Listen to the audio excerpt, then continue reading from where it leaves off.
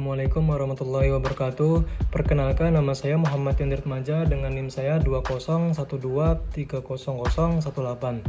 Video ini saya buat untuk memenuhi tugas akhir semester mata kuliah Fikih Muamalah dengan dosen pengampu yaitu Ibu Sheila Hariri. Video ini saya akan menjelaskan sedikit tentang arisan online dan bagaimana hukum-hukum arisan online. Baik, untuk mempersingkat waktu, langsung saja ke videonya dan selamat menyaksikan. Baiklah, saya akan menjelaskan sedikit tentang arisan online. Mungkin dari teman-teman tidak asing lagi dengan kata istilah yaitu arisan online.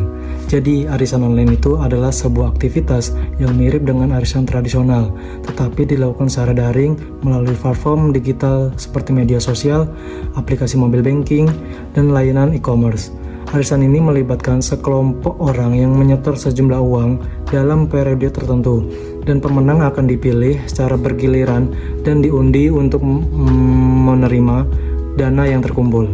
Jadi, mengapa saya mengambil topik ini? Karena ini sangat layak dan sangat pantas untuk dibahas untuk menunjang permasalahan dalam kehidupan sehari-hari kita. Baiklah, adapun dari permasalahan dari arisan online, yang pertama yaitu ada penipuan atau scam.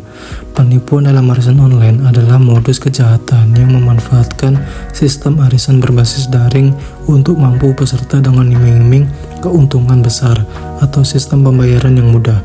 Modus ini seringkali dilakukan media sosial seperti di WhatsApp, Facebook, Instagram, dan media sosial lainnya.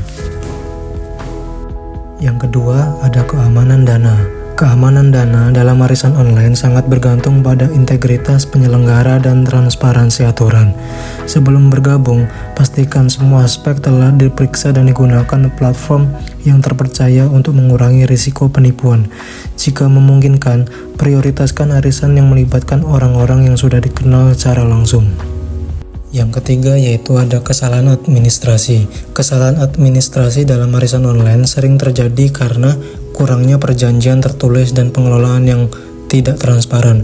Jika admin arisan tidak memenuhi kewajiban, mereka dapat digugat secara perdata atas dasar prestasi sesuai pasal 1238 KUHP Perdata.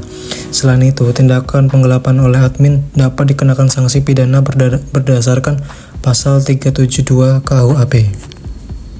Yang keempat, adanya kurangnya perjanjian hukum yang mengikat dalam arisan online. Ini seringkali tidak memiliki perjanjian hukum, karena umumnya dilakukan secara lisan dan tidak tertulis. Hal ini menyebabkan lemahnya kekuatan hukum perjanjian, sehingga jika terjadi wewansh prestasi, pembuktian di pengadilan menjadi sulit. Meskipun perjanjian lisan dapat dianggap sah sesuai pasal 1320 KUHP Perdata. Ketidakpastian ini meningkatkan risiko penipuan dan kerugian bagi anggota arisan. Oleh karena itu, penting untuk menyusun perjanjian tertulis untuk melindungi hak-hak semua pihak yang terlibat. Yang kelima, adanya sulit melakukan verifikasi identitas. Verifikasi identitas dalam arisan online seringkali sulit dilakukan karena penyelenggara dan anggota tidak bertatap muka. Banyak penipu menyamar sebagai anggota untuk membangun kepercayaan, sehingga sulit mendeteksi penipuan. Selain itu, arisan yang tidak memiliki izin resmi dari OJK cenderung tidak transparan dalam pengelolaan dana dan menambah kesulitan dalam verifikasi. Apa hukumnya arisan? Jauhi aja kalau bisa. Arisan lebih baik dijauhi karena memang arisan itu sebenarnya hutang yang diatur supaya kesannya bukan utang bukan itu. Utang. Orang itu kalau berutang dalam agama, kalau darurat baru boleh. Kalau tidak darurat nggak boleh, ya. Karena orang kalau mati punya utang, masalah. Ruhnya akan tergantung antara langit dan bumi. Dalam sebuah hadis dikatakan, dan arisan itu utang. Orang yang kena pertama misalnya, dapat pertama, maka dia jadi masalah utang.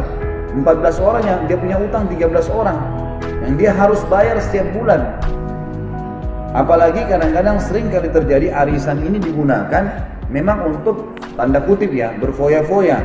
Misal dapat pertama, dapat 15 juta. Wah ibu-ibu, dibeli apa 15 juta? Mau syukur-syukur kalau dipakai bayar utang juga atau punya masalah. Enggak, beli tas, beli apa, enggak ada manfaat. Terus itu utang, bangga baru beli benda, padahal sebenarnya tidak diperlukan, tasnya masih banyak. Lalu untuk apa? Lebih baik jangan. Saya tidak katakan haram ya, lebih baik jangan. Lebih baik jangan. Satu-satunya yang dibolehkan oleh para ulama khusus masalah ini adalah kalau seseorang memang meniatkan bahwasanya arisan diadakan untuk ta'awun, untuk saling bantu. Memang dana diniatkan untuk sosial, sosial tiap bulan kita nabung 500.000 untuk siapa di antara kita yang butuh bantuan dikasih. Nanti dia akan dikasih siapa yang mendesak butuh. Misal, si fulan ini betul-betul susah, dia bantu kena anaknya sakit, kena si fulan, apalah, kasih, nggak masalah, gitu kan. Nanti kalaupun dia tidak mampu membayarnya, maka itu dimaafin misalnya. Memang dianggap itu kegiatan sosial, jangan dijadikan sebagai ajang keuntungan, karena nggak ada keuntungan di arisan. Keuntungannya apa? Utang boy. Selanjutnya, solusi yang harus diterapkan dalam arisan online yang pertama memilih penyelenggara terpercaya. Dalam arisan online berarti memastikan bahwa penyelenggara tersebut memiliki legalitas dan reputasi baik. Pastikan untuk memeriksa nama dan identitas mereka, serta mencari informasi tentang izin dari otoritas terkait seperti OJK. Penyelenggara yang kredibel juga harus transparan dalam pengelolaan dana. Yang kedua, menggunakan mekanisme penyelesaian.